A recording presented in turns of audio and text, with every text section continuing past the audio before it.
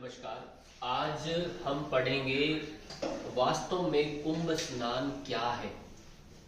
कुंभ का मेला चल रहा है, हम देख रहे हैं, और हम घर बैठ कर के कैसे कुंभ का स्नान कर सकते हैं इसको आज समझेंगे।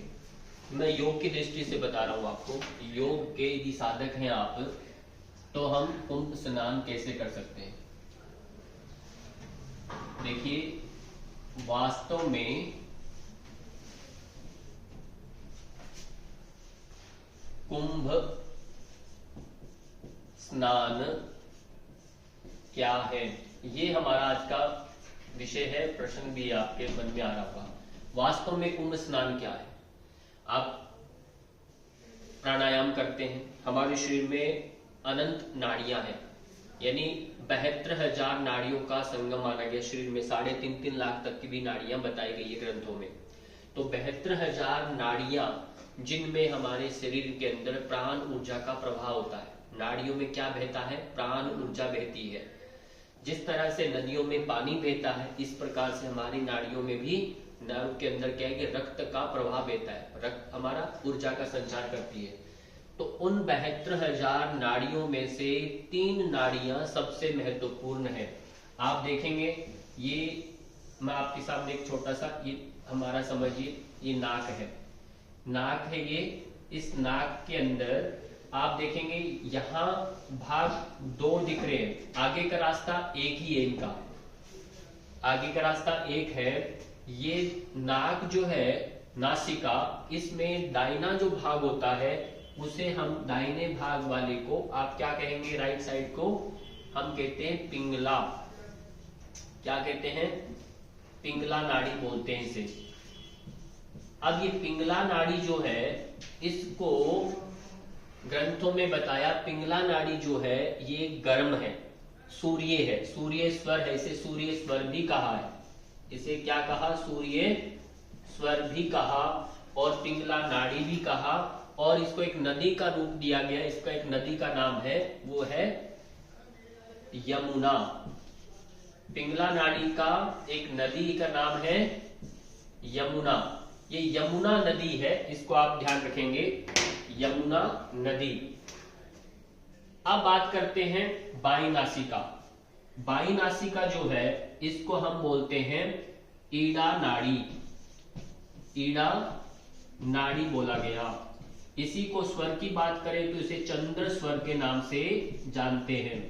चंद्र स्वर हमारा बायां नोस्ट्रिल होता है। नाड़ी, इसमें नदी की बात करें तो ये गंगा है, गंगा नदी है, यानी ये ठंडा है। गंगा नदी का स्वभाव है ठंडा पानी होता है ये, और यमुना का स्वभाव है वह गर्म होता है। ऐसे सूर्य गर्म है, चंद्रमा ठंडा है। ईड़ा नाड़ी जो हमारी लेफ्ट नोस्ट्रिल चलती है, तो हमारे शरीर में तापमान का जो प्रभाव है वो ठंडा रहता है। राइट साइड की नोस्ट्रिल ज्यादा एक्टिव होती है, तब हमारा शरीर का तापमान गर्म होता है। ये पूरा एक विज्ञान है।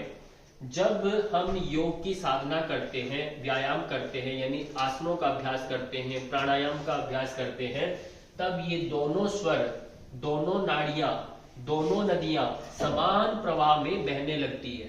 तो हमारा पूरा शरीर का एक संतुलन बनने लगता है। इसी तरह से जब ये तीनों समान प्रवाह में बहती है, तो एक यहां पर मध्य में एक नाड़ी होती है, उसका नाड़ी का नाम होता है सुषुम्ना। ये आप याद रखेंगे। सुषुम्ना नाड़ी जो है, ये सबसे महत्वपूर्ण नाड़ी है। कहते हैं कि 101 नाड़ियां भी है, उनमें से एक सुषुम्ना नाड़ी भी है जो सबसे ज्यादा प्रभावशाली है। इसमें जो भी हम कर्म करते हैं वह निष्काम कर्म हो जाता है। इसमें यदि प्राण हमारे निकलते हैं, हम मुक्त हो जाते हैं, ऐसा शास्त्रों में बताया। सुषुम्ना नाड़ी जो है, इसको एक संज्ञा दी गई है नदी की, वह है सरस्वती। सरस्वती नदी के रूप में सुषुम्ना नाड़ी को लिया गया। ये है हमारी सरस्वती, याद रखेंगे आप, सरस्वती नदी है, सुषुम्ना नाड़ी के लिए बोला। जब पिंगला यानी यमुना नदी, गंगा नदी और सरस्वती, जब यहां पर इनका संगम होता है, इनका जब जहां संगम होता है, उसको क्या बोला गया?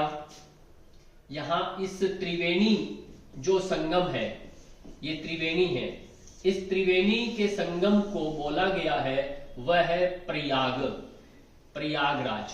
ये प्रयाग है, वास्तव में प्रयाग यही है।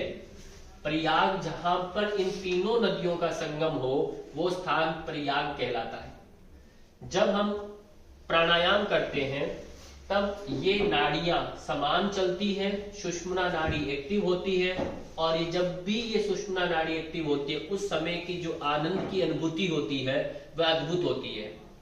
आप भले चाहे आप प्रयाग पर जाकर इलाहाबाद के अंदर जाकर के स्नान करें, उस भगदड़ में आप महसूस करें, यदि थोड़ा बुद्धि से विचार करेंगे तो आप अनुभव कर पाएंगे कि हमें शांति का अनुभव हो रहा है क्या।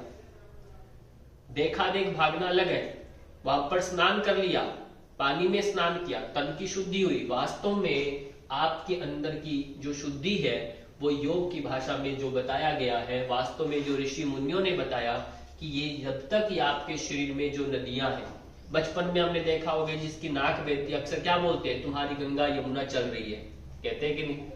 तो वही हमारे अंदर गंगा यमुना, इतना ही नहीं है, इसके पीछे बड़ा विज्ञान है। जब ये त्रिवेणी संगम बनता है वो व्यक्ति तीर्थ जैसा ही है, उसको यदि आप नमन करते हैं वह पूज्य है, वह महात्मा है। जिनका ये प्रयाग का संगम जिससे हो रहा है, जिसकी सुषुम्ना नाड़ी प्रॉपर चलती है, वो व्यक्ति पूज्य है। इसे ही संधि काल बोला गया। ये दोनों जो स्वर है इनकी जहां संधि होती है, देखिए एक और इसमें विज्ञान है, यहां पर जिनकी संधि होती है इसी संधि के कारण ही संध्या वंदन का विधान किया गया। सुबह शाम में जब भी सूर्य उदय हो रहा है, दोपहर में बिल्कुल मध्याह्न में होता है, सूर्य अस्त होता है, रात्रि अर्धरात्रि में बिल्कुल मध्यम में आता है।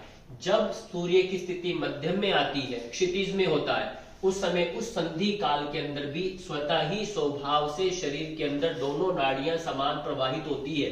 ये नेचुरल है। जब समान प्रवाहित होती है उस समय यदि आप ध्यान करते हैं, पूजा करते हैं, कुछ भी कर्म करते हैं, वो कर्म आपका पुण्य वाला हो जाता है, यानी निष्काम होता है, बंधन से मुक्त कर देता है ऐसा कर्म आपका। तो यहाँ पर इतना ही नहीं है, इसके साथ चिकित्सा भी जुड़ी हुई है। चिकित्सा कैसे जुड़ी हुई है? जो त्रिवेणी संगम के साथ, और हम इसको आगे बढ़े, समझे, थोड़ा और विस्तार से जाने, तो ये वाला जो भाग होता है सूर्य वाला, इसको हम पित्त दोष का कारक भी मानते हैं। ये पित्त यानी एसिड को बढ़ाने वाला है। इधर वाला जो भाग होता है लेफ्ट वाला, ये आपका कफ वाला होता है, कफ दोष को बढ़ाता है। पित्त दोष बढ़ेगा, कफ दोष बढ़ेगा। यदि मध्यम में नाड़ी चल रही है वो आपका वात को प्रभावित करता है, वात को प्रभावित करता है। शरीर के अंदर हमने पहले वीडियो में पढ़ा कि 3 दोषों में सबसे ज्यादा पावरफुल हमारे शरीर में कोई दोष है, हमारे अंदर अधिकता है, वो वात की है। वात हमें ज्यादा चाहिए जीवन के लिए। वायु तत्व की सबसे ज्यादा अधिकता है, क्योंकि आकाश तत्व के बाद वायु तत्व ही सबसे सेकंड नंबर पर पावरफुल है। तो वायु तत्व की अधिकता, पित्त और कफ दोनों नोस्ट्रिल से, इससे चिकित्सा भी होती है। इसीलिए सूर्य भेदी प्राणायाम, चंद्र भेदी प्राणायाम का अलग अलग विधान किया गया। इतना ही नहीं है, जो दाहिना स्वर होता है, दाहिना स्वर जो होता है ये आपका फिजिकल बॉडी को प्रभावित करता है। ये शारीरिक बल है, शारीरिक बल जो है, फिजिकल बल, ये हमारा शारीरिक बल है। ये भी ध्यान रखिए, राइट वाला भाग आपका फिजिकल स्ट्रेंथ को इंप्रूव करता है। लेफ्ट वाली जो नोस्ट्रिल है ये आपका मानसिक स्वास्थ्य को प्रभावित करता है। ये आपका मनोबल है, मानसिक बल है। ये भी ध्यान रखिए, शारीरिक बल है, ये मानसिक बल है। यदि हम इसी को, ये शारीरिक मानसिक बल, और बीच वाला जो आपका जिस पर चलता है सुषुम्ना, तो उसको आध्यात्मिक बल बोलते हैं। ये आपका कौन सा बल कहलाएगा? आध्यात्मिक बल है।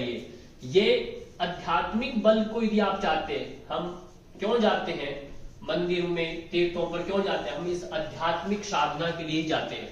यदि आपके दोनों स्वर, शारीरिक और मानसिक बल यदि बैलेंस में आएंगे, तभी आध्यात्मिक सुख की आप उपलब्धि का अनुभव कर पाएंगे। इंपॉर्टेंट है कि नहीं? ये इंपॉर्टेंट त्रिवेणी संगम का इतना ही नहीं है, यहां पर आपको दूसरे लेक्चर में मैं आपको भी समझाऊंगा कि त्रिवेणी का वास्तव में दूसरा प्रभाव जीवन में कैसे पड़ता है। इसलिए आने वाली नेक्स्ट वीडियो को भी आप देखेंगे, और जो ये आपको अच्छा लगे तो इस ज्ञान को विस्तार दिया करें, इसको शेयर किया करें, अपने कमेंट के साथ भी आप बताया करें। सबका धन्यवाद, प्रणाम।